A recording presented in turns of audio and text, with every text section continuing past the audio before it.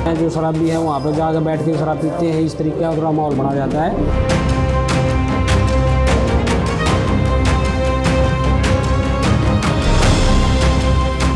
ना उनके कोई गेट है, मतलब पशु घुस जाते हैं। अभी तस्वीरों में जो आपने टूटी फूटी खस्ता हाल इमारत देखी, यहाँ दिन भर पशु आराम फरमाते हैं तो शाम होते ही ये नशेड़ियों का अड्डा बन जाती है। लेकिन आप ये जानकर हैरान होंगे कि ये जगह ना तो पशुओं के आराम के लिए है और ना ही नशेड़ियों की अय्याशी के लिए बनाई गई है, बल्कि ये जगह खुद हरियाणा सरकार की तरफ से युवाओं को नशे से दूर करने और योग करके शारीरिक मानसिक रूप से मजबूती देने के लिए बनवाई गई है। दिल्ली से सटे सोनीपत जिले में करोड़ों रुपयों का बजट जारी करके करीब 94 व्यायामशालाओं का निर्माण हरियाणा सरकार की तरफ से करवाया गया था। लेकिन आज इनकी जो हालत है उसे देखकर अब शायद खुद सरकार को भी शर्म आ जाए। नमस्कार, आप देख रहे हैं श्रेष्ठ भारत और आपके साथ मैं हूं मुक्ता सिंह। हरियाणा सरकार की तरफ से साल 2016-17 में प्रदेश के कई जिलों में व्यायामशालाएं बनाने के लिए करोड़ों रुपए का बजट जारी किया गया था। इसके पीछे सरकार का बड़ा ही नेक मकसद था।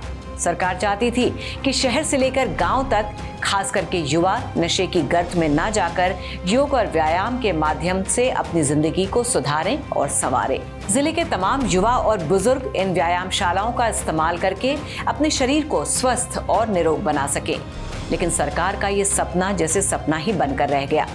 शहरों में तो फिर भी व्यायामशालाओं के रखरखाव पर ध्यान दिया जाता है, लेकिन गांव में ग्रामीणों को स्वस्थ बनाने वाली ये व्यायामशालाएं खुद वेंटिलेटर पर नजर आ रही हैं।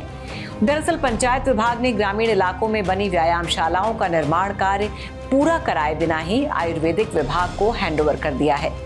हर व्यायामशाला पर लाखों रुपए खर्च करने के बाद भी जिला परिषद अधिकारी व्यायामशालाओं को चालू नहीं करवा पा रहे हैं। कुछ ही व्यायामशाला ठीक ठाक हालत में है, बल्कि ज्यादातर जर्जर हालत में पड़ी है। इनमें से किसी का मेन गेट नहीं है तो किसी का फर्श उखड़ा हुआ है। मजबूरी का आलम यह है कि योग शिक्षकों को अब व्यायामशाला छोड़कर गांव की चौपाल या मंदिर में योग करवाना पड़ रहा है। ये तस्वीरें देखकर आप खुद समझ गए होंगे कि कैसे सरकार के करोड़ों रुपयों को बर्बाद किया जा रहा है। लेकिन फिर भी अगर आप नहीं समझे तो हम आपको बताते हैं। हैंडओवर की गई ज्यादातर व्यायामशालाओं में काम अधूरे पड़े हैं। योग करने के लिए बनाया गया फर्श उखड़ना शुरू हो गया है। व्यायामशालाओं में मिट्टी का भराव कराया था, लेकिन बारिश आते ही जमीन धंस गई। चारदीवारी और मुख्य गेट का निर्माण कार्य भी अधूरा पड़ा है। व्यायामशालाओं में धूप और बारिश से बचाने वाला शेड तक टूट चुका है। साफ सफाई कराई नहीं जाती, जिससे परिसर में जंगली घास उग गई है। व्यायामशालाओं की बैठक करने के लिए लगाए गए बेंच भी टूटे हुए हैं। ज्यादातर शौचालयों का निर्माण कार्य अधूरा है। जहां पूरा हुआ उन्हें चालू नहीं किया गया। एक व्यायामशाला पर 20 से 30 लाख रुपए तक का खर्च माना जाता है। इसके बावजूद जिला परिषद अधिकारी व्यायामशालाएं चालू नहीं करवा पा रहे हैं। लेकिन अधिकारियों के कागजों में दिन रात व्यायामशालाओं में काम चल रहा है। जिम्मेदारों का दावा है कि सभी व्यायामशालाएं चालू स्थिति में हैं, लेकिन धरातल पर काम जीरो है। गांव की व्यायामशाला में योग सिखाने वाले योग सहायक नरेश ने बताया कि यहाँ सफाई तक नहीं होती है।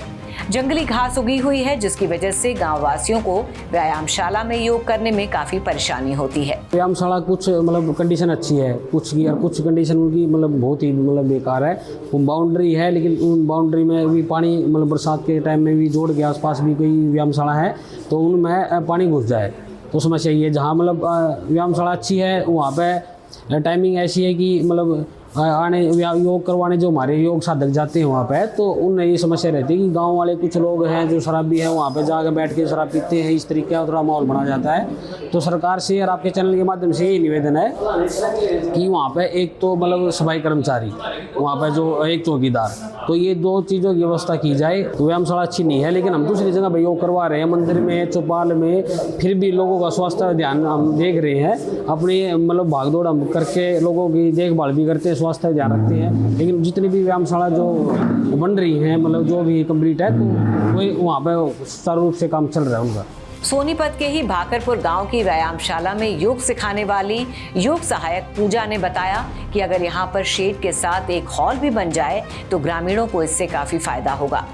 हॉल बनने पर अतिरिक्त गतिविधि और प्रतियोगिताएं भी कराई जा सकेंगी, जिससे गांव के लोगों का योग की तरफ इंटरेस्ट बढ़ेगा। लेकिन अगर फैसिलिटीज़ नहीं होंगी तो वहाँ कोई आना ही नहीं चाहता। सबसे बड़ी बात है कि हमें ढंग से प्रोवाइड नहीं की जा रही हैं चीज़ें, मैट हो गए जिस तरीके से, और कई व्यायामशालाएं तो इतनी खस्ता हालत में है, ना तो उनको चार दीवारी है, ना उनके कोई गेट है, मतलब पशु घुस जाते हैं। मेरी व्यायामशाला वैसे तो ठीक है, सरपंच साहब ने बहुत अच्छा काम किया है भाखरपुर में। व्यायामशाला बहुत अच्छे से तरीके से मतलब वेल मेंटेन्ड है, बहुत अच्छी बनाई हुई है, साफ़ सफाई भी बहुत है। लेकिन नशेड़ी सेम वही प्रॉब्लम है, नशेड़ी सुबह शाम बैठते हैं, टाइमिंग इस तरीके का है उनका, तो लेडीज़ और बच्चे बहुत अनकंफर्टेबल होते हैं वहाँ आने में।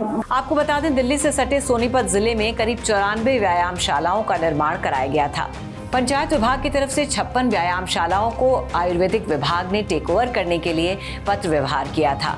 लेकिन जब विभाग के अधिकारियों ने व्यायामशालाओं का दौरा किया तो निर्माण कार्य अधूरा पड़ा मिला, जिससे योग शिक्षकों को योग कराने में समस्या आ रही है। इसके अलावा योग शिक्षकों की तरफ से बार बार व्यायामशालाओं में सुविधाएं बढ़ाने की मांग की जा रही है। लगभग सोनीपत जिले में 84 योग व्यायामशालाएं हैं जिनमें योग है निरंतर रूप से हो रहा है, और वहाँ पर योग सहायक भी अपॉइंटेड है। लेकिन क्या कि वो कुछ एक ऐसी योग व्यायामशालाएं जो थोड़े से गांव से सुदूर हैं या उनका रास्ता वो थोड़ा दुर्गम है, तो उसके इसको देखते हुए हमने जिला हमारे एग्जीक्यूटिव ऑफिसर हैं पंचायती राज, उनसे मीटिंग भी पहले भी की है और आज भी मीटिंग करने जा रहे हैं, और जो समस्याएं हैं वो रख रहे हैं ताकि उनका जल्दी से जल्दी समाधान हो। तब तक जो है हमने योग जो सहायकों को निर्देश दे रखे कि आसपास कोई भी स्कूल है या मंदिर है या कोई भी पंचायत का ऐसा सार्वजनिक स्थल है, वहाँ पर वो निरंतर रूप से योग करवा रहे हैं। इस समस्या के बारे में जब सोनीपत नगर परिषद के सीईओ को अवगत कराया गया तो उन्होंने बताया कि पंचायत अधिकारियों के साथ काम पूरा कराने के लिए बैठकें की गई हैं। उनसे जब साफ सफाई को लेकर सवाल किया गया तो उन्होंने कहा कि ये काम आयुष विभाग का है। तुम्हारे अब तक जो 94 या बन चुके हैं इन प्रोग्रेस है। ये स्कीम 2016-17 में स्टार्ट हुई थी, तो कुछ व्यायामशालाएँ 2 एकड़ की हैं, कुछ व्यायामशालाएँ 4 एकड़ की हैं। जो व्यायामशाला में एक तो बाउंड्री वॉल, शेड और ट्रैक, इनका पर्पज़ ये था कि हमारे जितने भी नौजवान लड़के हैं एक तो नशे के प्रकोप से दूर रहें, अपने स्वास्थ्य पर ध्यान रखें। गांव के बच्चे हैं, बुजुर्ग हैं, औरतें हैं, तो उनका रुझान भी बढ़े स्वास्थ्य के लिए। तो हमारी क्या है 60 कंप्लीट हो चुकी हैं और 56 हमने आयुष डिपार्टमेंट को हैंड ओवर कर चुके हैं।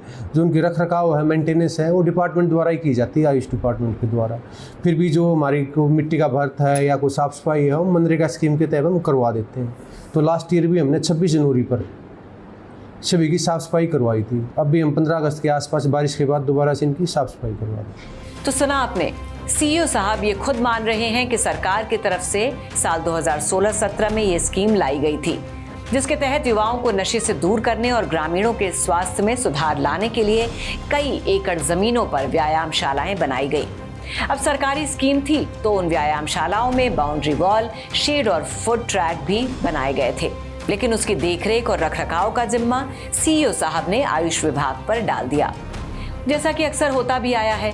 इन जनाब ने बताया कि बीते 26 जनवरी को हमने सभी व्यायामशालाओं की साफ सफाई करवाई थी, अब आने वाले 15 अगस्त को करवाएंगे।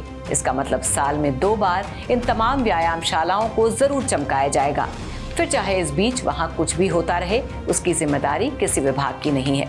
लेकिन ऐसे कैसे काम चलेगा जब सरकार ने करोड़ों खर्च करके ये व्यायामशालाएं बनवा ही दी हैं, तो एक सफाई कर्मी और एक चौकीदार भी अगर रख दिया जाए तो आज इन सरकारी स्कीमों की दुर्गति नहीं होगी। साथ ही अगर व्यायामशालाएं साफ सुथरी और दुरुस्त हालत में होती तो यकीनन गांव वासियों का रुझान भी योग और व्यायाम के लिए बना ही रहता। तो इस खबर के बारे में क्या है आपकी राय, हमें कमेंट करके जरूर बताइए। तो फिलहाल के लिए बस इतना ही, बाकी खबरों के लिए देखते रहिए श्रेष्ठ भारत। श्रेष्ठ भारत पर खबरों से जुड़े रहने के लिए चैनल को सब्सक्राइब और लाइक करें, बेल आइकन दबाएं और देखते रहें श्रेष्ठ भारत।